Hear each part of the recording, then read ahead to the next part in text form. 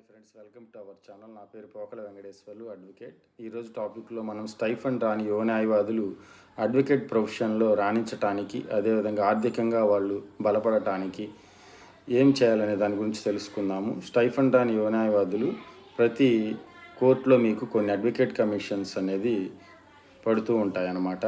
అంటే ఎప్పుడైతే trial matter start అవుతుందో అప్పుడు సీనియర్ న్యాయవాదులు కొన్ని కేసెస్లో సివిల్ సూట్లో కానీ, అట్టని చెక్ బౌన్స్ కేసులో కానీ, అట్లానే మిగతా క్రిమినల్ కేసులో కానీ అడ్వకేట్ కమిషనర్ని అపాయింట్ చేయమని పిటిషన్ దాఖలు చేస్తారు.